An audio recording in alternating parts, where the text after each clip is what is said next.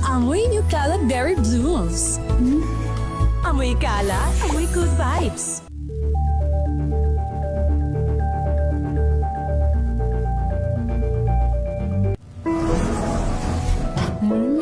Amoy forever. Amoy LQ. Amoy Nucala Berry Blooms. Amoy Kala, amoy good vibes.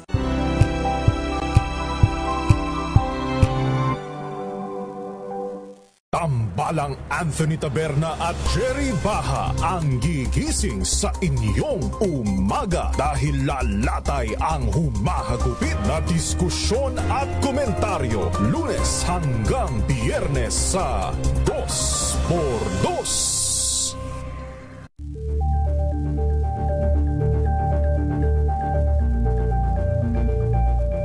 This Saturday on Scene Zone, hashtag World Class Theater Experience mula sa Broadway classic Les Miserables World Tour Spectacular.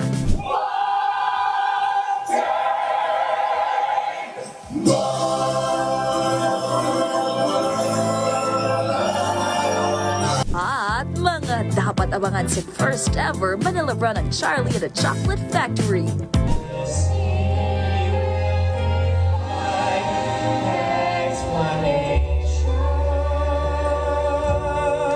Alas 12 ng tanghali dito lang sa DZRH TV.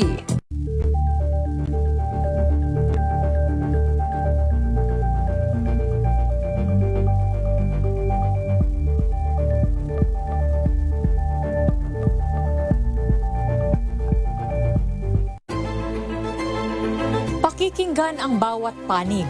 When you fight for justice, think about the queer people. Kung hindi kami magkukwento, sino ang magkukwento para sa amin? Ang mga panawagan, ipababatid. Hindi talaga ito masusing pinag-aralan ng gobyerno. Makalunas, dahil sa inyong pagtitiwala, ang Lunas ay may extension na. Lunas Extension. Magandang gabi Pilipinas, Metro and Mega Manila. 30 minutes na discussion tungkol sa ating kalusugan. Tutok na po dito sa programang Lunas Extension sa DZRH at RHTV. Makakasama po ang inyong lingkod, Elanie Bensal, and of course, this evening, mapalad po tayo at pinaunlakan ang ating imbitasyon ng isang rheumatologist, active rheumatology consultant sa St. Luke's Medical Center. I-welcome po natin none other than Dr. Evan Vista. Good evening, Doc. Ay, good evening, Eli, at sa lahat ng nakikinig at nanonood. Yes, tayo nga po ngayon, Doc, ay napapakinggan at nasusubaybayan sa tatlong cable channels, Sky Cable 129, Cable Link Channel 3, at Signal Channel 18. Pag-uusapan po natin ngayon, Doc, gout. Ano nga po bang pinagkaiba ng gout sa arthritis? So, ang gout ay isang klase ng arthritis. So, pag sinabi mong arthritis, ang Tagalog equivalent niya ay rheuma. Pero maraming klase ng rheuma, isa lang ng arthritis. So, sa ilalim pa nun, iba-ibang klase, osteoarthritis, gouty arthritis, rheumatoid arthritis. So, gout ay isang type ng arthritis. Okay. Pero bakit nagkakaroon ng ganito, Doc? Paano siya na-develop? Nangyayari, Eli, sa gout is yung uric acid crystals natin, nabubuo siya sa joints. Meron kasi tayong uric acid among higher forms of animals tulad ng humans. Tunaw lang siya sa dugo, no? Tunaw siya soluble. Pero at a certain saturation or threshold, nagiging solid ito, nagiging parang mga karayom na crystals.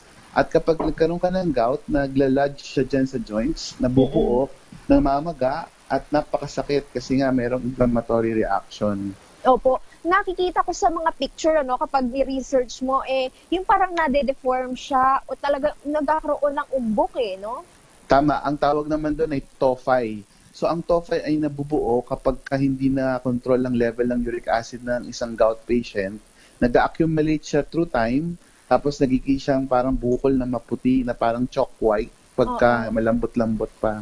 Ito, Doc, ay dahil sa mga kinakain natin, yung mga sausawan, ganun ba yun? Sa mga datos kasi, Eli, hindi siya 100% dahil lang sa diet. No? Meron genetic risk at saka yung problema sa pag-excrete ng uric acid sa kidneys.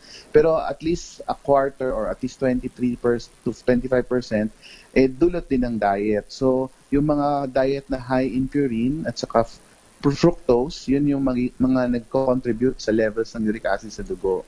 So ano-ano yung mga dapat nating iwasan, Dok, kapag may gout yung isang tao? So, dun sa mga recommendations ng iba't ibang guidelines tulad ng American College of Rheumatology, ang talagang kailangan natin iwasan ay yung mga red meat at processed food, no? Yung mga lamang loob. At the same time, yung mga soft drinks at saka yung mga simple processed sugar, pati na rin yung mga shellfishes. Yung mga gulay, munggo, mga beans, hindi naman siya bawal, no? So, basically, para mas simple, mas maraming contribution ng animal protein kaysa sa vegetable protein. So, pwede naman kumain ng vegetable protein. So, hindi totoo, Dok, na nag-trigger yung munggo? Oo, kasi hindi, katulad na sinabi ko, 25% lang ang contribution ng diet, no? Oo. It's really the risk ng patient to develop gout, pati na rin yung pag-excrete niya ng uric acid. Yung alcohol, malaking contributor din yan ng uric acid.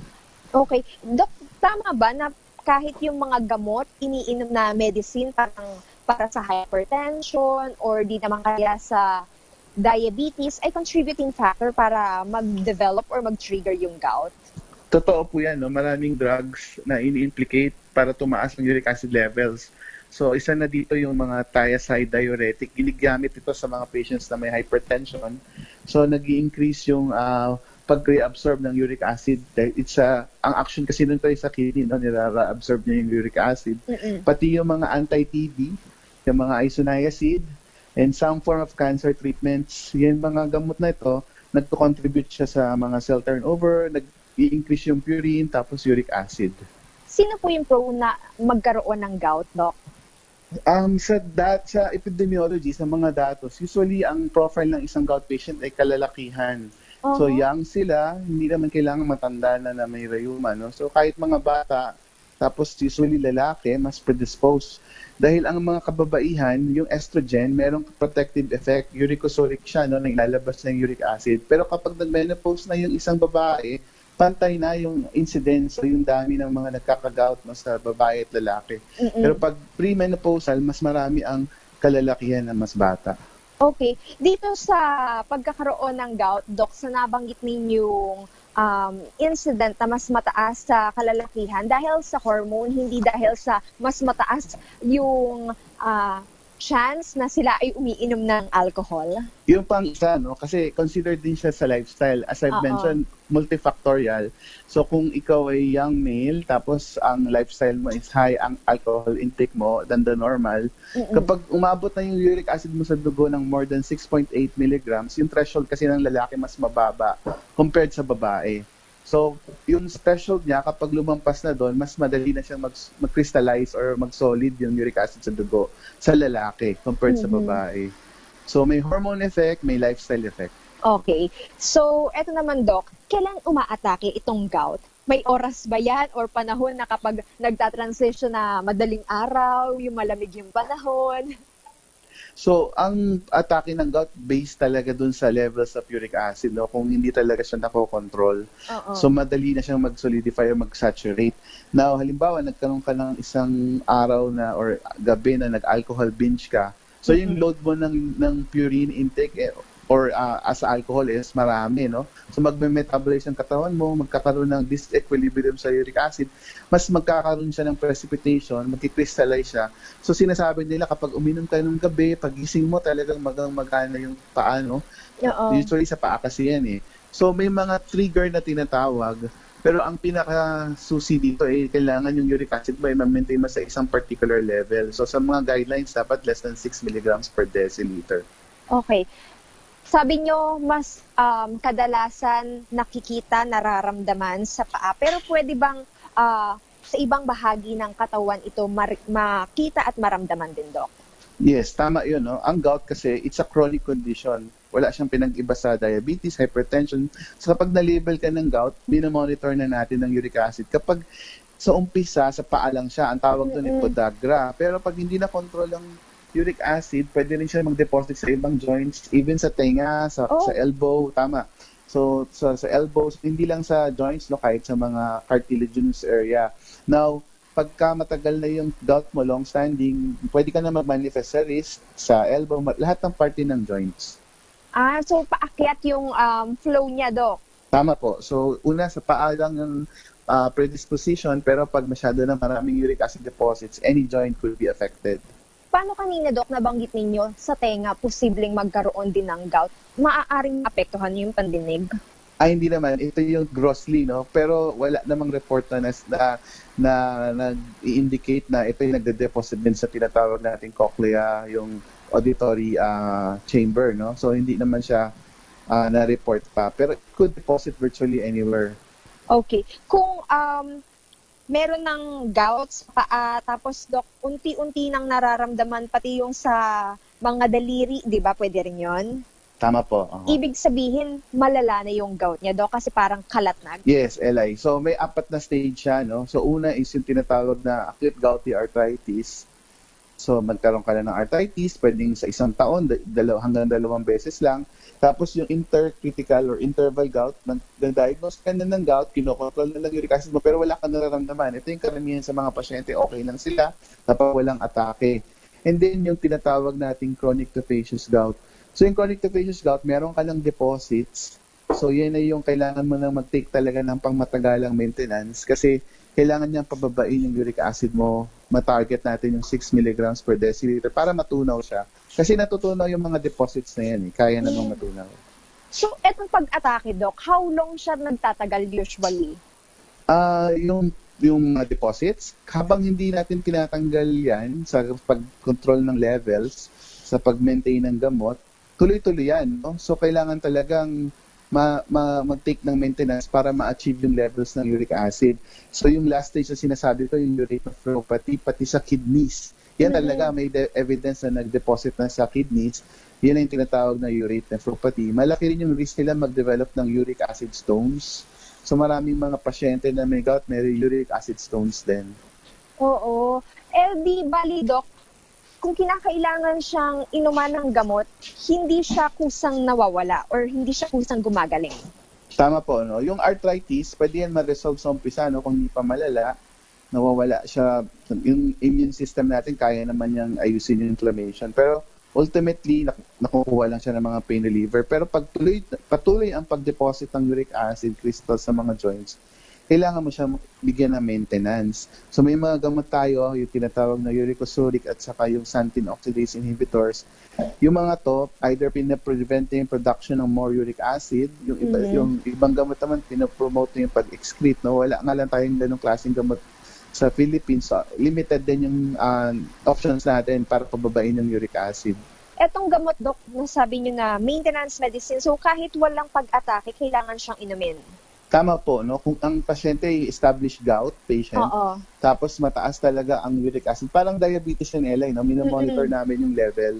So, chine-check namin yung pasyente every quarter, tapos may target kaming uric acid level, parang sa diabetes, may target ng sugar.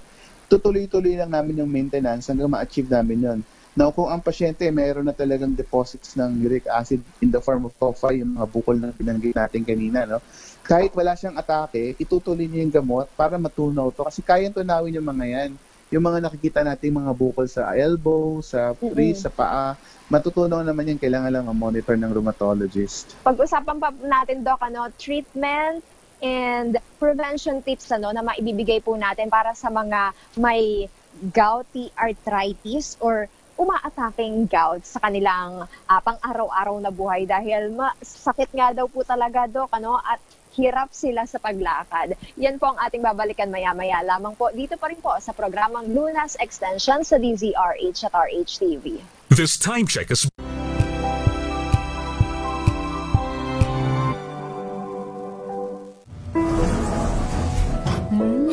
Amoy forever. Amoy LQ. Amoy New Cala Berry Blooms. Amoy Cala, amoy good vibes.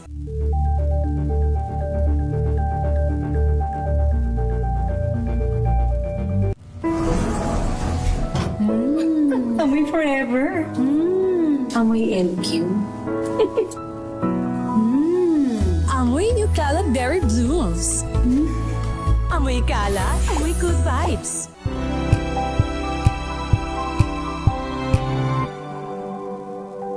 Hello, Washi! Laundry day na naman! Yay! Anong meron? Mancha ng chocolate, Oh. putik, may libag pa. Kaya natin yan! With Pride Washing Machine Detergent, may triple stain-away formula.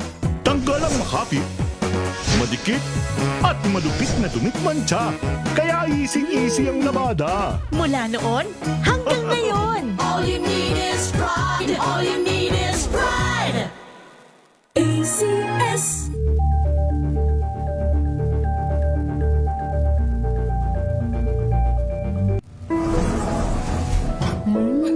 Amoy forever. Amoy LQ. Amoy New Cala Berry Blooms. Amoy kalat, amoy good vibes.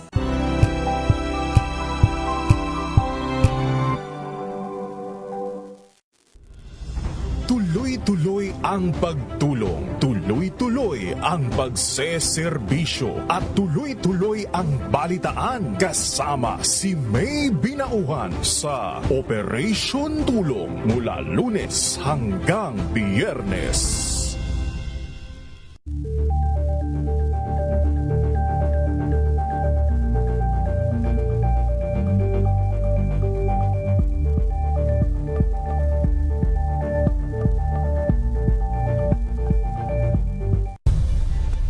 Nagsimula sa pangarap hanggang sa maabot ang tagumpay.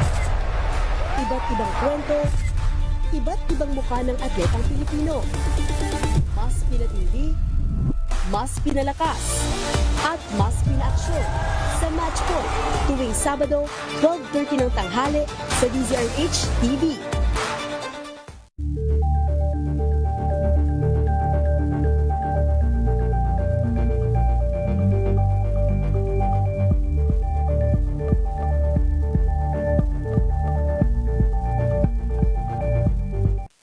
Mga balitang gigising sa inyong umaga. Mga balitang kailangan mong malaman. Mapapakinggan sa ACS Balita sa 2x2.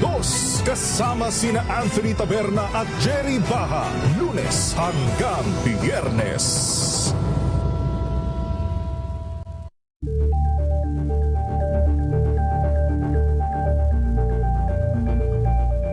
Alamin ang mga maiinit na isyung pambayan, mga balitang kailangan mong malaman, usapin sa pamahalaan, politika, ekonomiya at kabuhayan. Ito ang mga dapat mong malaman, pakialaman at pag-uusapan dahil kayo ang tinig ng mamamayan dito sa Damdaming Bayan. Live sa DZRH Radio, DZRH TV at DZRH Digital. Kasama sinalakay Deo Macalma at Elaine Apit. Araw-araw, Lunes hanggang Biyernes. Damdaming Bayan.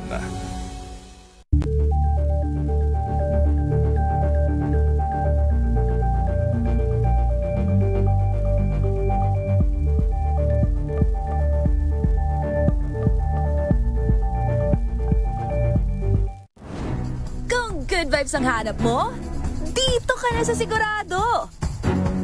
Mula sa mga istoryang nagbibigay ng inspirasyon hanggang sa mga kwentong may dalang solusyon. Mga balitang pampagaan, pakiramdam at pampaganda ng araw. Hindi lang basta good news, kundi the better news. Mula Lunes hanggang Biyernes, 1:00 ng tanghali sa DZRH TV.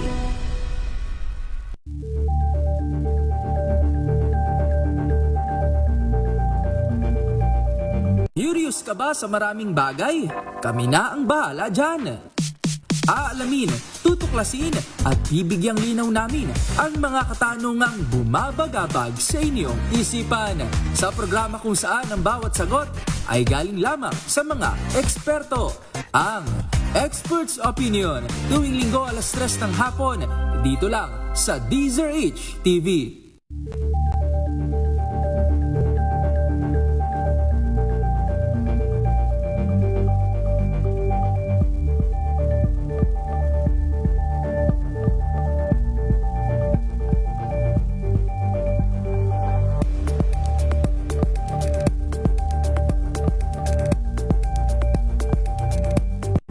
maagang balitaan, maagang usapan sa mga issue at balita. Kasama si Kuya Angelo Palmones sa Magandang Umaga Pilipinas. Mula Lunes hanggang Biyernes.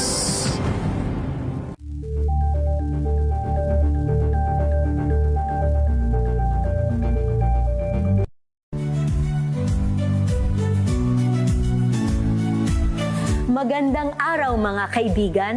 Ito po ang inyong balerina ng bayan, si Lisa Macuha Elizalde, na nag-aanyaya sa inyong samahan kami at ang aming mga espesyal na panauhin para sa kalahating oras ng masayang kwentuhan sa aming programang Art to Art, kung saan ang usapang sining at kultura ay para sa lahat. Huwag kaliligtaan, tuwing linggo, alas 3:30 ng hapon, dito lamang sa DZRH Radio, DZRH TV, at via online streaming.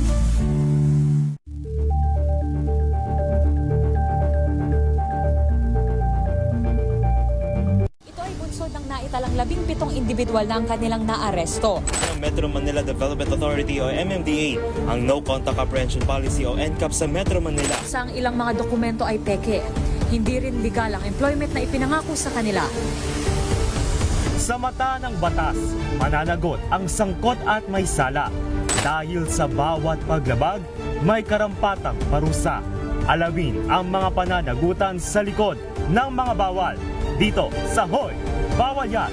Tuwing Sabado, alas 11:30 ng umaga. Dito lang sa DZRH TV.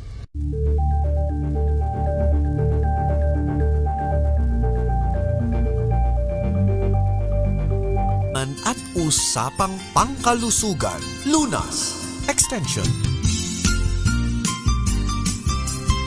Second part po ng ating discussion dito pa rin po sa programang Lunas Extension sa DZRH at RHTV. Ang programang ito ay hatid pa rin po sa atin ng Shield Bath Soap. Sa pagpapatuloy ng ating discussion, usapang gout pa nga rin po ang ating patuloy na pagtutuunan ng pansin at kasama pa rin po natin sa kabilang linya si Dr. Evan Vista. At Doc, balikan muna natin yung mga signs and symptoms. Ito ba ay may iba pang manifestation maliban po sa parang pagkakaroon ng bukol or di naman kaya pag-deform ng ating mga joints sa paa, sa daliri? Yes, so katulad ng sinabi ko kanina, Ellen, no, it's a metabolic condition. So the uric acid pwede rin mag-deposit sa ibang organs tulad ng kidneys. So, doon mismo sa tissues ng kidney, yung glomerulus, renal parenchyma, kapag nag-deposit sila, nagkakaroon ng urate nephropathy. Tapos minsan, yung uric acid mismo, kung doon sa daluyan ng ihi, sa genitourinary tract, no, nagkakaroon ng crystals mismo doon, nagbabara, nagkakos ng uric acid stones. So, usually, mga kalalakihan to, pag naramdaman, may gout sila, tapos sumakit na yung pag-ihi nila or naramdaman nila na parang hindi lumalabas yung ihi nila ng buo or lahat, pwede rin meron na silang tinatawag na uric acid nephrolithiasis. Mm-hmm. May mga swollen, pamula, ganun do?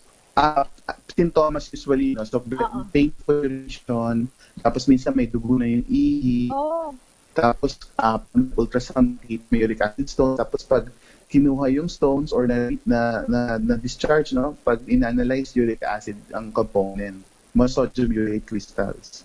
Madadaan ba yan, Dok, sa pag-inom lang ng mga tubig o di naman kaya yung mga pinakuluang sambong, dahon ng sabong, dahon ng bayabas? May mga maliliit na stones na pwede namang mailabas, no, on its own, hydration lang, tapos some binders, yung mga iniinom na tableta. Pero kapag talagang masyadong malaki, kailangan talaga either shockwave or nare-refer sila sa urologist, no, to perform specific procedures para matanggal yung stones. Iba pang treatment, may option ba? Aside from sa mga shockwave na yan? For the stones, depende, no? Minsan kasi nagkaka-complication kapag matagal na nagbara, yung ihi na iiwan, nagkakaroon ng infection. So, nagkakaroon ng pyelonephritis. So, depende talaga sa stage, no? So, kung ang gout patient, na monitor natin, ang pinakasusi talaga dito is to control the levels on a target level. And this is usually 6 milligrams per deciliter. May iwasan natin yung mga komplikasyon. So, monitor them at least quarterly. So, parang the way you do with other chronic conditions, hypertension, diabetes, meron din yung gout. Eto ba, Doc, mas mataas yung probability na magkaroon ka ng gout dahil sa genes mo or sa lifestyle?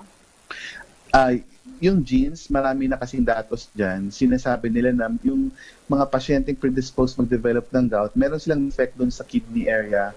So yung doon sa tinatawag ng proximal tubule, yung mga URAT transporters, yung tawag doon, no? May defect sila kaya hindi nila ma-excrete yung uric acid. Now, pag kinopol mo yun sa environment like lifestyle, mas nagiging high risk sila at predisposed.